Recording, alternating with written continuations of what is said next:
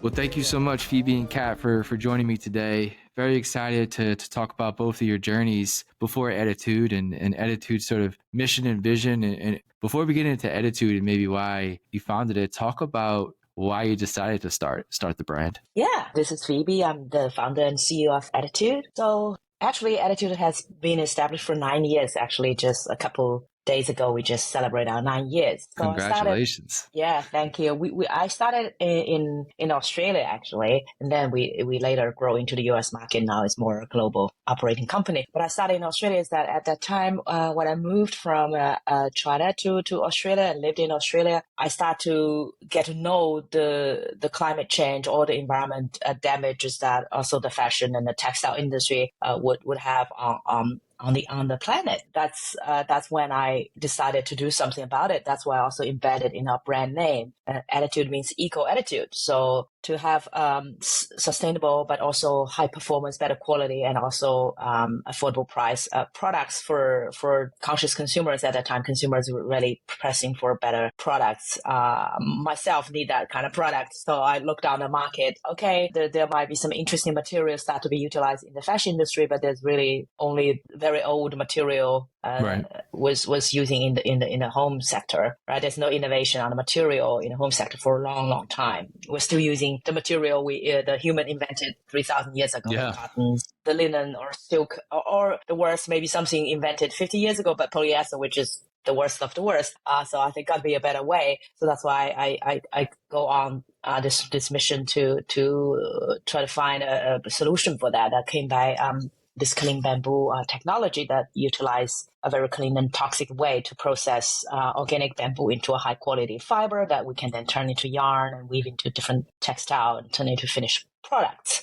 And I joined Ettitude 4 years ago after being an entrepreneur for a few years. And I've been passionate about the wellness space for a decade now and started my first company out of passion to create better quality food from around the world and deliver that to your doorstep. That was my first company that I ended up scaling and I sold in 2017. And after that, I was doing advising for a number of early stage companies looking for the next big thing and met Phoebe online. And Phoebe sent me Ettitude sheets and I fell in love with the product. They were the best sheets I've ever slept on. I had the best sleep of my life. I slept like a baby, and so did my husband. And he was like, Kat, you have to join this company. And I completely agreed. Not only were the sheets just amazingly comfortable because they're so breathable, so soft, and moisture wicking. So for anybody that runs hot at night, it's just like a perfect solution. But also it's a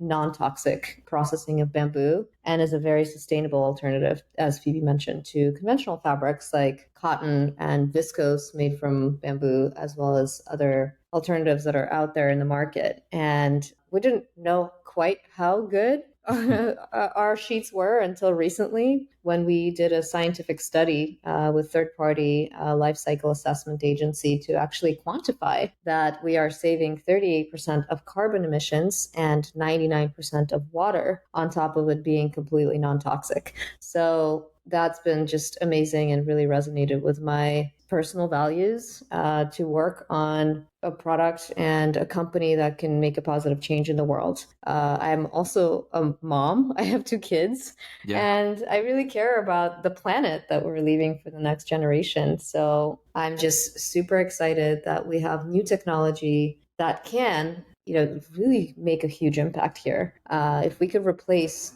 a big chunk of cotton, viscose, silk, cashmere with better alternatives, we could really make a dent in our emissions. I think whether it's non-toxic, organic, there's a lot of terms that maybe a general consumer might not sort of understand, and maybe a conscious consumer in general, right? It's still sort of, there's a lot of science that goes into it, or maybe not, right? And I think that's why I wanted to chat about what exactly is sort of non-toxic bamboo or textile, versus, like you said, traditional cotton, textiles or other stuff. Like, what's, I guess, the biggest difference? And has technology enabled this? And that's why we see the ability of your clean bamboo to actually exist, or were you just the ones that wanted to do it and it was kind of sitting there the whole time and you just decided to do it? No, yeah, I can talk about it. So the chemicals in the textile, there are two parts of it. One is at the growing process. So conventional cotton use a lot of pesticides, fertilizer. There's a lot of chemical in there, which is also not good for the farmers.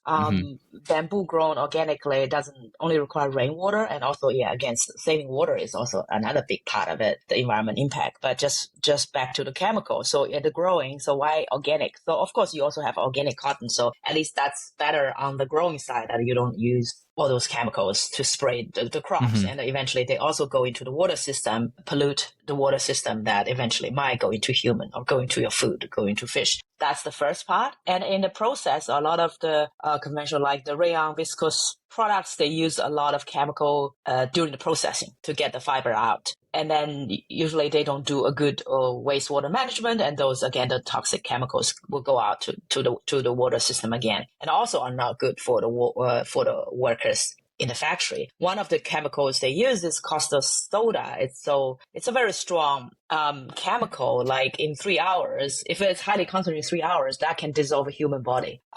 So that's how bad it is. Yeah.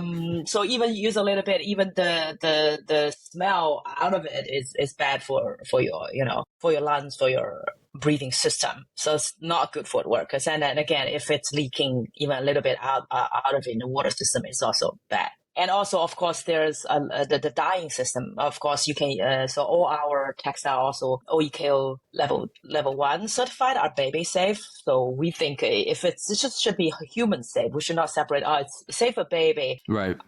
Right. Just have the more strict, just safe for human, period, baby or adult. So a lot of the harmful chemicals could also go into the dye system. So even say if organic cotton, if you don't dye it properly, the end product might still not be good. So it has to consider all, from the growing of the crops to the end result, to the dyeing, that all to use non-toxic chemicals. And then it's also not leaking to the environment. And Phoebe, I also read that some textiles are finished with formaldehyde at the end. Yeah, I know. So when you think it can't get any worse, it does somehow get worse. Exactly. So when you think of it, it's like, people might not know the science of or certain chemical, but just so like I said, caustic soda, 3 hours dissolve a human body. Okay, picture that. But then the problem is like, oh my God, we are sleeping for 8 hours every day, and your skin is in contact with these chemicals.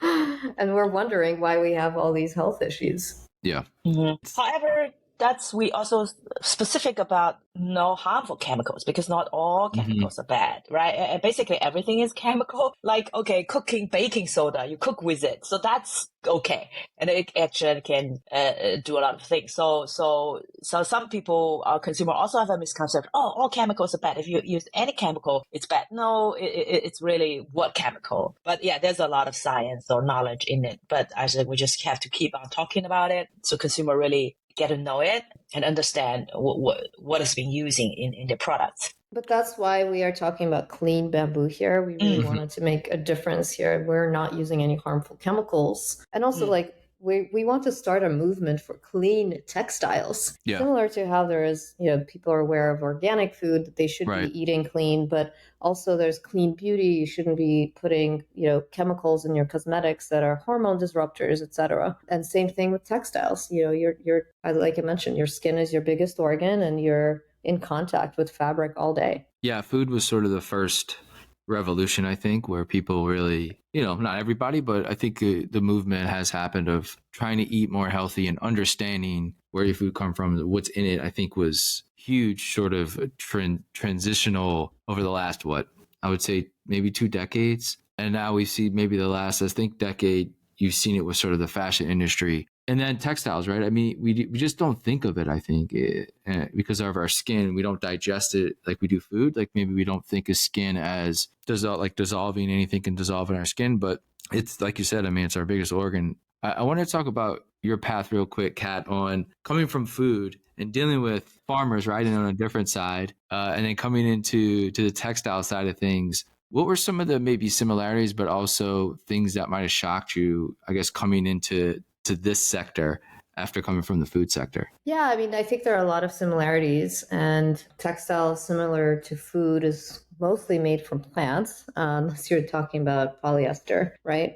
Which is made from fossil fuels. Other than polyester, it's made from plants, and it's affecting our climate and the way that we use our land. So in terms of how it's grown, it's very important, as Phoebe mentioned before. So cotton is the dirtiest crop on Earth. It's really sad, but it does release 220 million tons of CO2, 250 billion tons of water are required. It uses a ton of fertilizers and pesticides, which contribute to climate change. And of course, there are poor human rights record there. It's similar to the farming industry in general for food, where there are issues, right? We contribute a lot to climate change with our farming practices that are monoculture.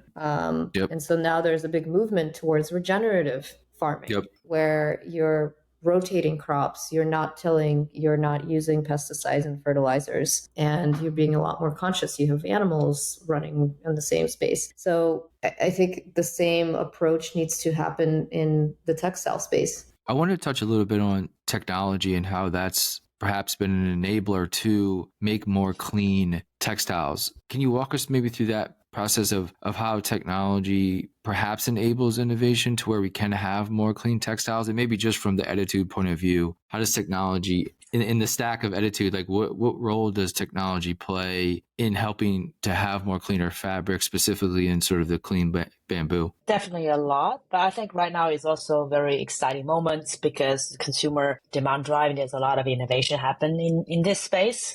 So, and also I think each innovation is always built on the last innovation, right? So to turning bamboo into textile, it has been out there 20, 30 years, but the older way is use the rayon viscose process, as said, still use harmful chemical to process the bamboo to get the fiber out. So even the bamboo as a plant is super sustainable, but you use a not non-sustainable way to process it, the end product is still not ideal. So what we improve there, our innovation is really on that better, cleaner process to use non-toxic chemical, or it's an organic compound, can dissolve the bamboo and get the fiber out, which you can put your hands in there and nothing will happen. So because it's just a non-toxic organic compound. And also we will recycle the compound and also the water in the system, which is a closed loop system. So first, it's super efficient on water. That's why we save 99% water compared to cotton. And also even the compound was recycled in the system. It's not even go out to the environment. And also super efficient that you can reuse it up to 200 times. So then, and also the end fiber is also better than the rayon viscose, the older ones, because you preserve a lot of the bamboo's natural property in that using the harmful. Because if you use harmful chemical, basically it's kind of cooked the plant heavily, right? There's not much left, not much natural stuff left. So it preserves a lot of its good property. So the fiber is stronger. When we weave that into our setting, it's so silky smooth and soft.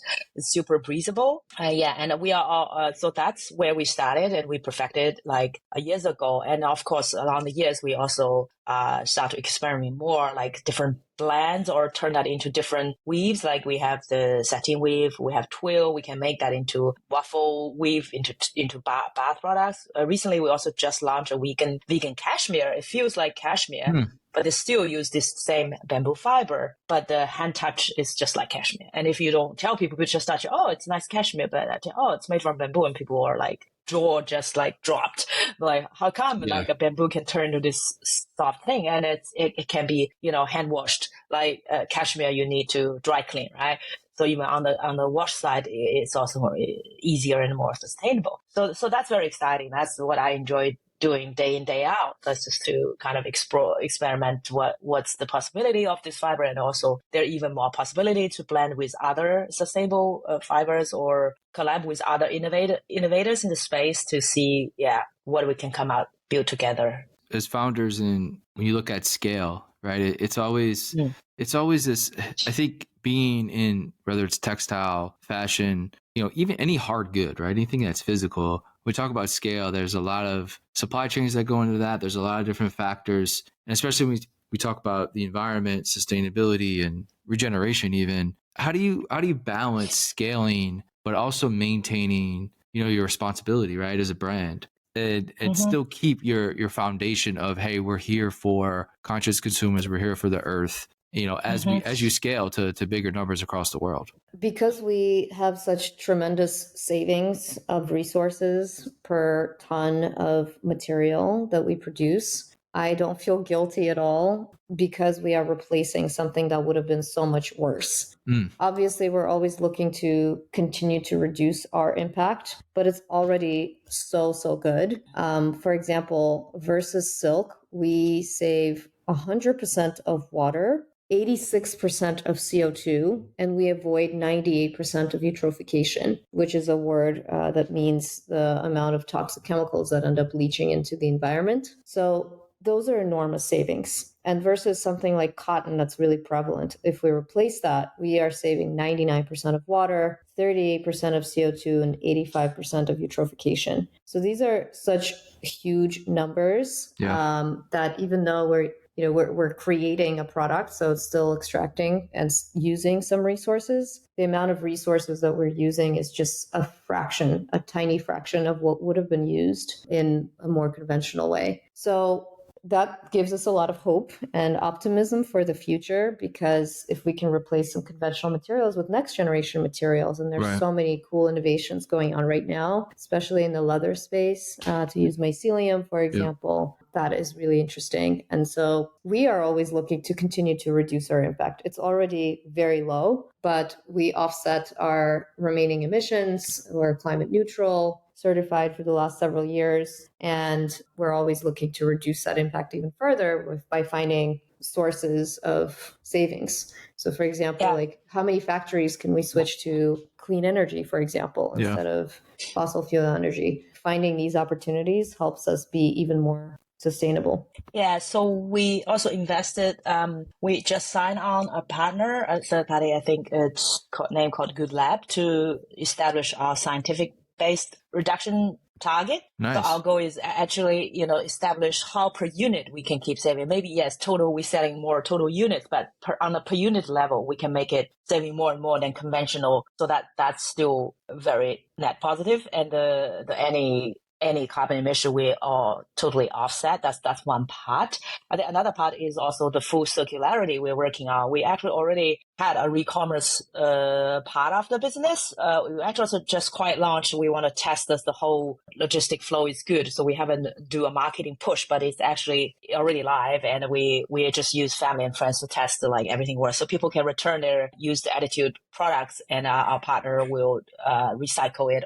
And we're also working on technology that we can actually turn that back into fiber. That way, then we can make new products again. Wow. Yeah. So that will also cut the whole emission of because you don't need to cut down bamboo to make new products, right? You can take back the old products, and there's the fiber there is still good. So that's two main ways we keep like working on that as well as we grow. Yeah, all this stuff is so new, and it's really difficult to do all these things appropriately. Like and look, you don't have to share any tips for any competitors or anything, but I guess advice to other companies, right? Because we're going to need this ideology to scale. I guess what advice would you give just the business sector in general, specifically in the textile industry, on I guess how to incorporate these practices within whether it's your supply chain, whether it's in your manufacturing, whether it's in your labs, whatever it may be, just advice and tip for other founders in the industry. And also, like, how long did it take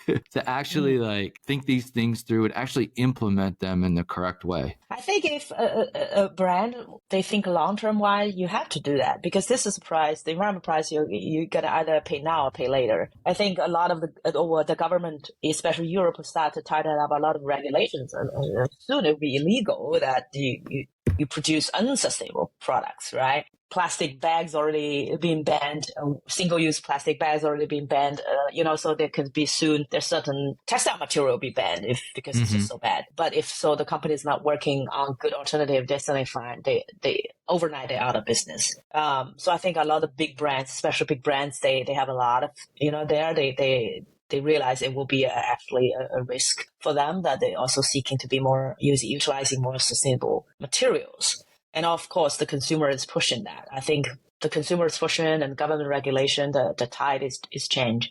Yeah, and my advice for founders, maybe who are earlier stage than a big brand already, who can just, obviously try to look for more sustainable materials. But one other way is to think about the longevity of your product. How can you expand the lifetime of it? How can people use it longer? How can you repair it? So there are now third-party services that can actually help brands in the fashion space to, take back and repair their products and resell it again. And, think about how can you make more classic pieces that might last more than a season.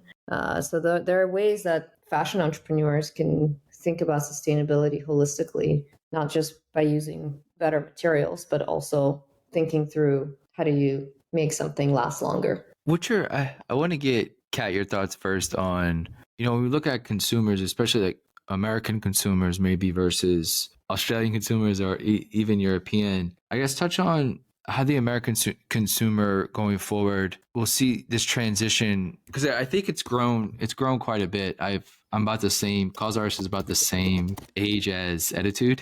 Will be 10 in November. So we've kind of seen this really revolution in just the time I've started, right? In a decade, we have went from, conscious consumerism and sort of eco-friendly products really not being at the height of thought for consumers to now it's really, penetrated a lot of different markets and a lot of different consumer mindsets. As we move forward, like what's your overall thoughts on just conscious consumerism in America first, and then we'll go globally?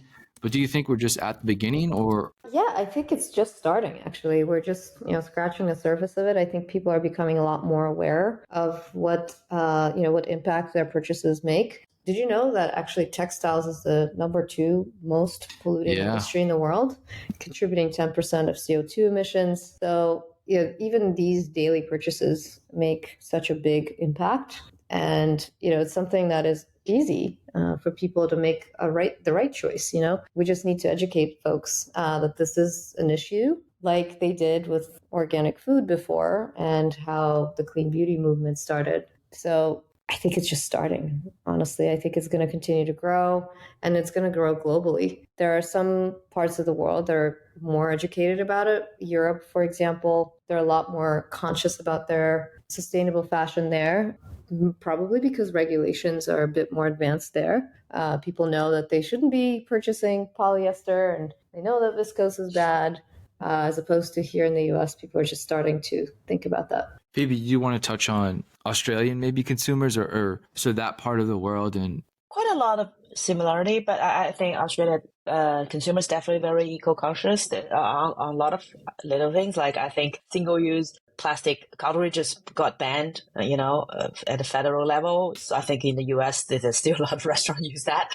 So in certain, their regulations also a bit about. Also on the recycle side, they do a pretty good job and also do a lot of education. That's why, 10 years ago, I came to Australia. I learned all this that kind of inspired me to develop more sustainable products. So I think in a lot of the ways, they probably slightly doing better than American consumers. Yeah, actually, there's a new movement here in America. There's more awareness. Have you heard of man-made chemicals known as PFAS, the forever chemicals? Mm-mm. Okay. There's a growing awareness for this, and they're about to be banned. And they're starting to introduce legislation to actually filter water in certain areas in the US because these forever chemicals are showing up in water, but they're also in your food, your clothes, your home, and they don't disappear. That's Mm-hmm. why they're called forever chemicals. Yeah. And they're used in things like Teflon, but also like to make things grease or stain resistant or even water resistant. So a lot of clothing that has, water resistant coating has these chemicals. So there's a growing awareness of that, and they're going to start regulating that as well. Yeah, I'll end on a couple questions, and the first one, and then I'll get to the last one. But the first one was around sort of regulation and just maybe what you see, or I don't know if you talk to any legislators in the U.S. or if there are any bills in the House or Senate around banning certain materials. I just moved back from Europe, and it is much. I mean, just in the clean beauty industry, there's thousands of ingredients that you can't even use. Same in food. So there's definitely a difference there on what you can eat, what you can put on, your body. But here it's just so different. Are regulators even talking about this stuff other than the chemical the forever chemical you just spoke of? Is there anything else on the horizon, or do you speak with any policymakers at all and on any subject matters around doing similar regulations like the EU has? Yeah, we don't speak with lawmakers, but we are excited that there is a New York Fashion Act that was proposed recently. That's right. Yeah. Which would regulate the fashion industry to reduce its usage of cotton, leather, and polyester, which is very exciting. And if brands do not comply with their targets to reduce the usage of these harmful textiles, they would be fined up to 2% of their revenues. So that's a significant fine that is being considered. But it's creating a lot more awareness for consumers as well, because they're like, oh, what is this? What is this new law, and why is cotton bad? I mean, most people know why polyester is bad. It's not biodegradable and it's made out of fossil fuels. Most people don't really know why leather or cotton are bad because, those are natural, should be okay, right? But there are a lot of chemicals being used in the process and the growing part. And obviously leather also has animal rights, animal, cruelty implications. So I'll end on the last question is really just a little bit about the future and maybe the next decade. Ettitude's about a decade old now, and it's growing, it's scaling, it's done so much already. I think it's sort of really a leader in how we spoke, like just developing methodology around how to build maybe a modern brand, product brand, e-commerce brand. There's a lot of things that go into this nowadays, and it's hard to be.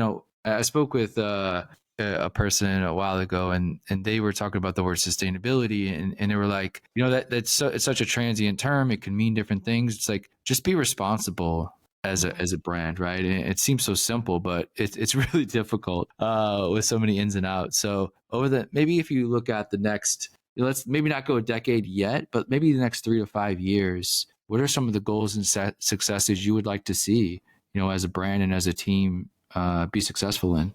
We'll definitely keep innovating. So as I said, we have a lot of very ambitious and exciting product development roadmap, exploring more new fiber technologies, like utilize more, not just bamboo, but also like agricultural waste, food waste, more go to the 100% being circular model of our products and business model, and also working with other innovators in the space, and also working with bigger brands to make more impact. So as one brand, we can only do so much, but I believe now is the day of collaborating, not competing. Yeah. So together we can move this industry forward. So definitely want to work other progressive brands to collaborate on to replace more those traditional non-sustainable materials, and then so people can enjoy not just like home goods, but also their clothing, their shoes, the material could a total like material revamp, of anything that could touch people's life. Yeah, absolutely. We want to replace as much cotton, viscose, tencel, and lyocell, which we're actually more sustainable than that, and cashmere and silk as we can. Phoebe mentioned we can only do so much as a single brand, which is why we have now started to partner with other brands that use materials to help them improve their impact as well. Yeah, that's a big part of all this. Collaboration is